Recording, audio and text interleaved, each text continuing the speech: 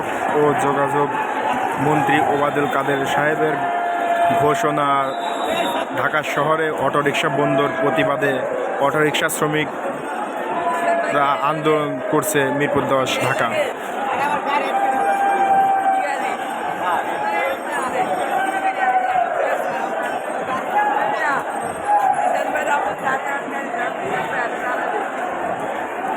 Autorickshaw শ্রমিকদের আন্দোলন চলছে।